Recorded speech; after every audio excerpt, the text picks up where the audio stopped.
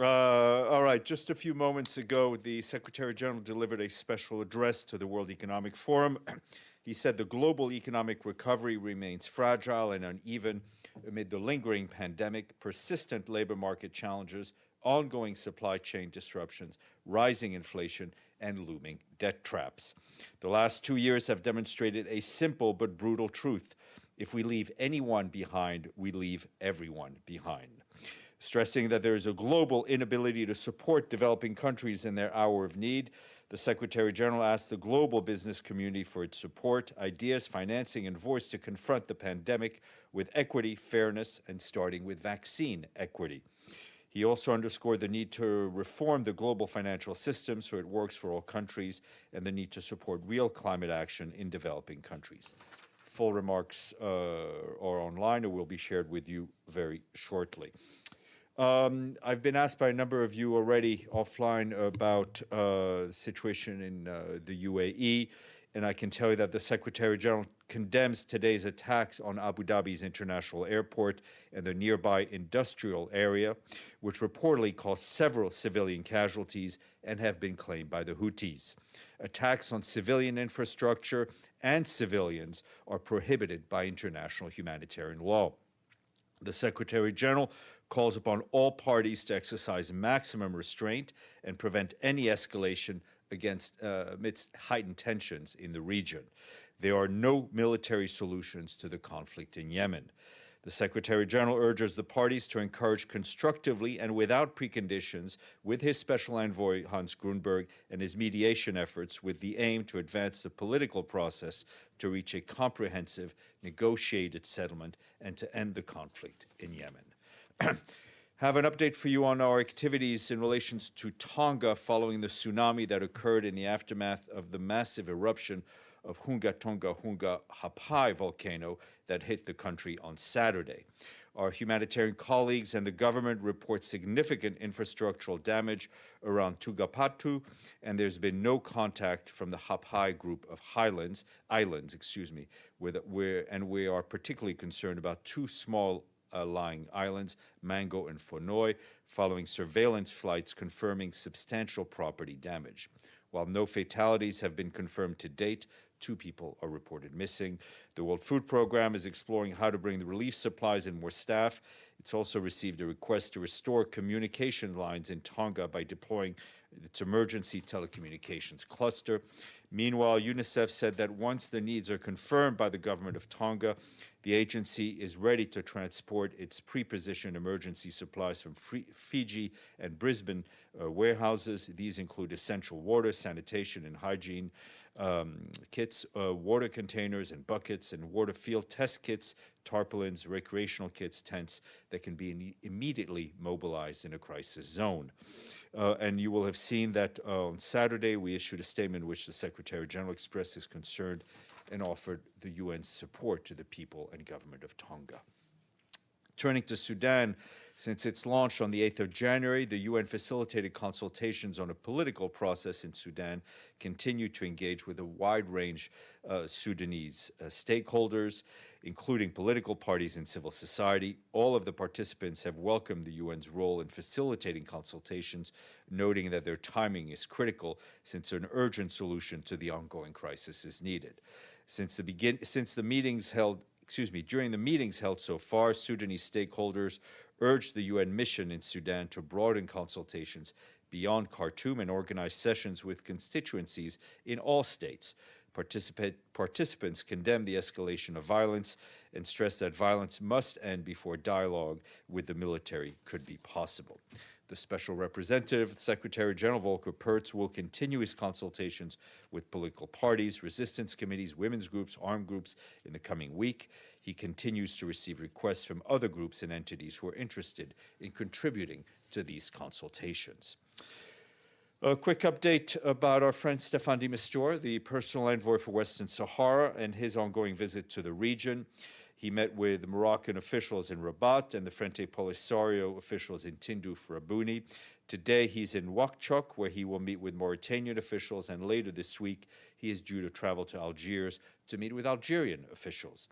And I've also been asked about what he saw during his visit to Tindouf, and I can tell you that there was a large crowd present when the personal envoy visited the camp. He did not see everyone, but certainly did not identify any child soldiers, as reported by some. Stephanie Williams, our other friend in the region, who is, as you know, the special advisor on Libya, is in Cairo today, where she reviewed the latest developments in the country with the Secretary General of the League of Arab States, Ahmed Abu Ghait. Ms. Williams stressed the importance of consolidating international and regional efforts to implement the Security Council endorsed Libyan political dialogue forum roadmap and its timeline. She also met with Ramtan Lamamra, the Algerian foreign minister. Ms. Williams noted the critical role of neighboring countries in supporting the inclusive political dialogue in Libya.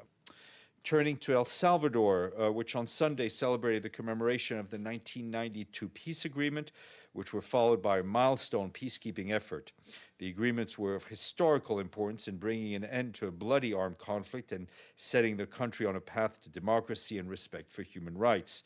The country's outstanding challenges underscore the importance of building peace and of ensuring responsible democratic governance.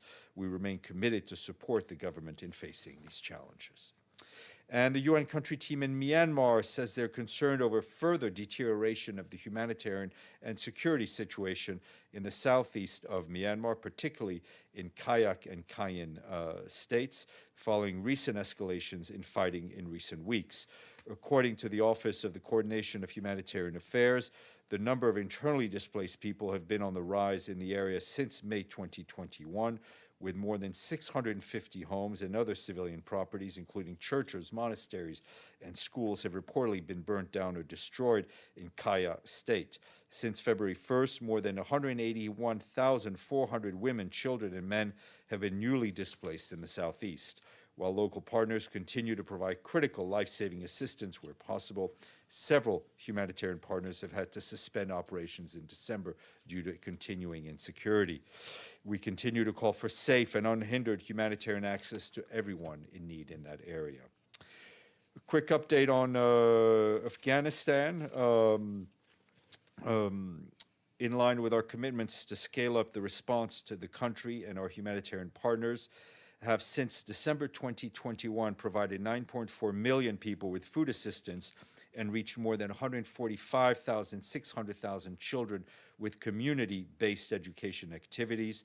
They have also provided more than 1.6 million people with primary and secondary health care and treated more than 275,000 children under 5 for acute malnutrition. In addition, more than 500,000 people have been provided with water and sanitation assistance. Our humanitarian colleagues warn that civilian casualties continue to be reported because of improvised explosive devices and unexploded ordnance. Last week, the UN Mine Action Service carried out mine clearance operations and provided explosive ordnance risk educations in villages in the Lalpur district of Nangarhar province. Mine clearance operations are also ongoing in Pachiragam and Chaphar districts of Nangarhar province. And in the Philippines, where it's been a month since Typhoon Rai hit 11 regions, impacting 8 million people, in a statement, the UN resident coordinator and humanitarian coordinator for the country, Gustavo Gonzalez, said that 1 month on, the extent of the damage is now all too clear, with millions of people displaced from their homes and services being overstretched, not just by the typhoon, but by the ongoing pandemic. He said the humanitarian community is working to support the government's relief efforts by distributing food, shelter, and other essential items, supporting logistics, healthcare, education, protecting vulnerable people, and assisting with voluntary returns. He also called on donors to support the $107 million response plan, which right now is only 39% funded. The International Labour Organization has downgraded its forecast for the labor market recovery in 2022. It projects a deficit in hours worked globally equivalent to 52 million full-time jobs relative to the fourth quarter of 2019. According to their World Employment and Social Outlook Trends 2022, which was issued today, with the latest projection is an improvement on the situation in 2021. It remains almost 2% below the number of global hours worked pre-pandemic. And finally, I just want to say nice words about our friends in Luxembourg. They have paid their regular budget dues in full, which take us to 9 on the honor roll. So thank you to our friends in the Grand Duchy. And give me 2 seconds.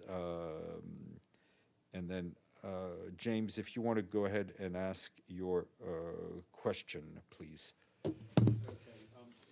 Three questions, 3 follow-ups to things that you've already read out. Okay, so the first one is you read out the situation in Sudan. Latest figures that we have on the ground from Khartoum is 7 protesters now killed by the security forces. What is the Secretary General's reaction to the fact that this bloodbath continues? I think, as we've said in the past and very clearly, that we condemn the use of lethal force against demonstrators, whether it's in Khartoum or other places. People have a right to demonstrate peacefully. It's very important that we see an atmosphere that is conducive to the ongoing consultations, both in the streets and obviously inside the room. We've also seen reports of disturbing incidents in hospitals and other places. With regard to the UAE and then the situation in Yemen, how important now, given the growing deterioration of the situation on the ground and now what's happening in the region, how important is it that the Special Envoy Hans Grunberg travels to Sana'a?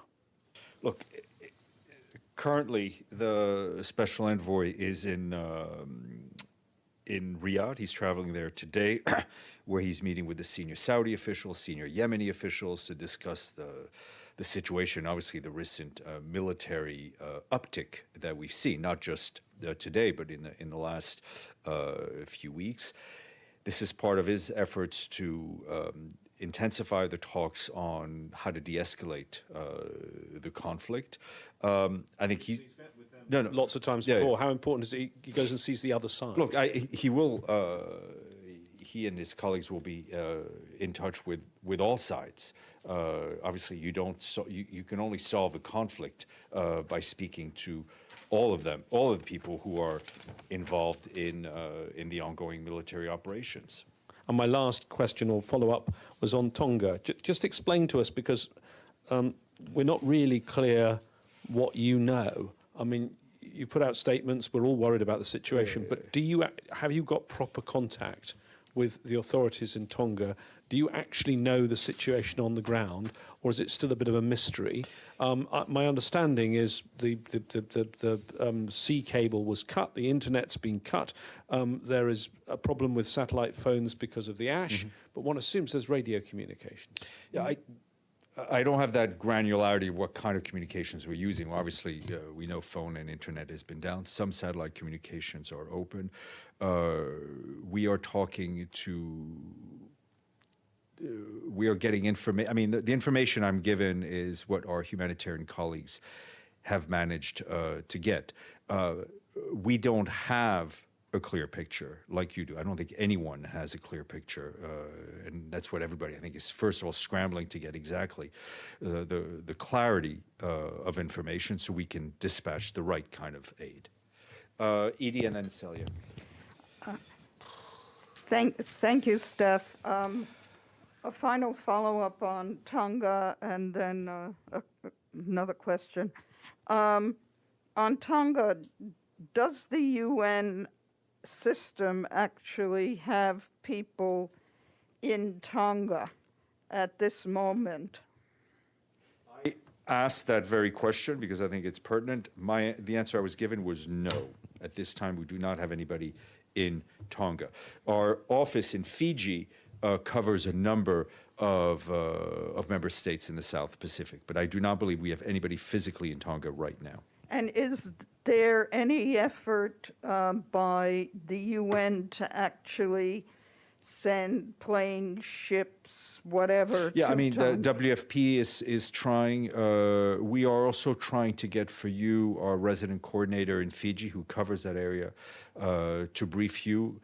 I think the earliest time he could possibly do it would probably tomorrow afternoon, New York time, given the gazillion hours time difference between here and Fiji. And the DPRK launched 2 more missiles yesterday. There have been, I think, 7 missile launches or whatever, a significant number. And at the risk of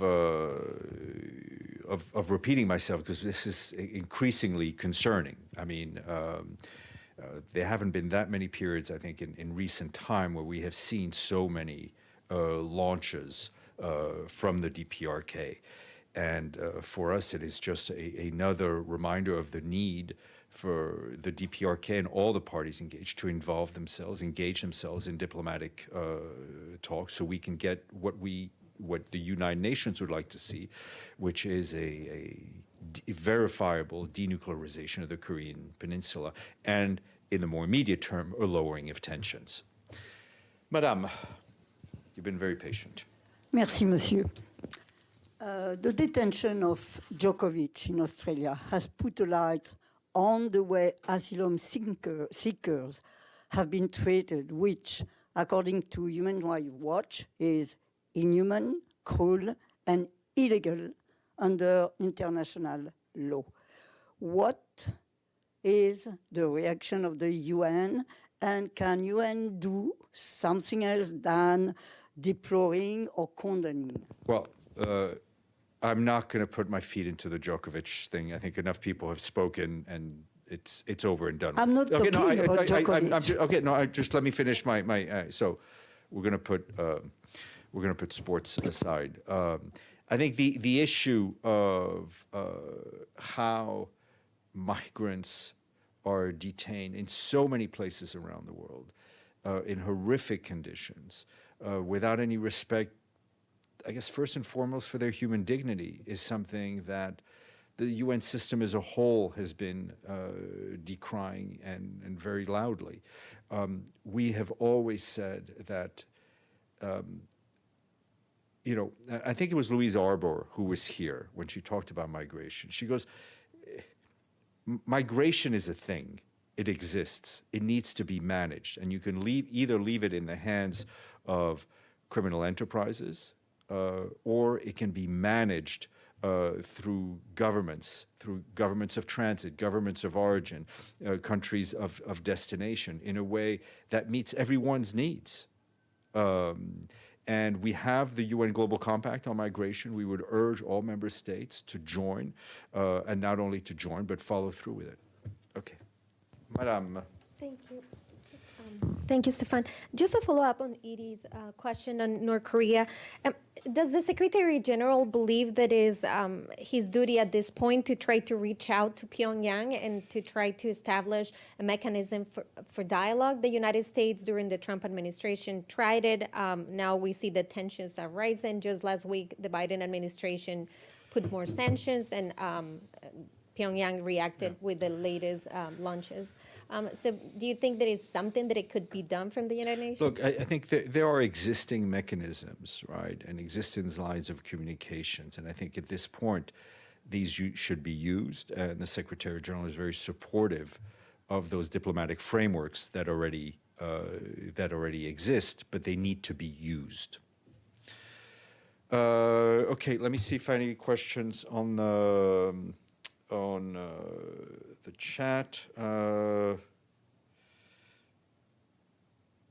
No, nothing in the chat. I think I had been asked earlier, I think by you, Philippe, on Mali and the issue of UN flights, and I can tell you that we are currently in discussions with our Malian partners on the new procedures they've put in place to approve UN flights. These mechanisms were proposed by the Malian authorities last week.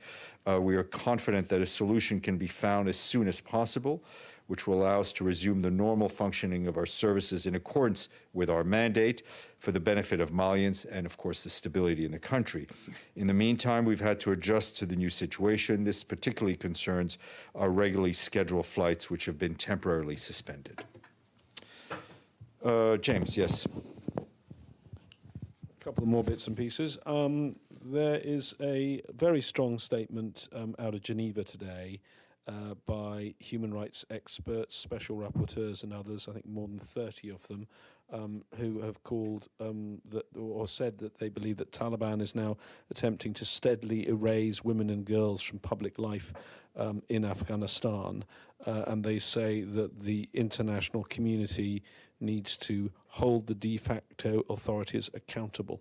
Is the UN and the Secretariat doing enough to hold the de facto authorities accountable for this action? I think the issue of ensuring the most basic rights and the rights of women and girls is front and center in all of the discussions our colleagues have with the Taliban authorities in Kabul.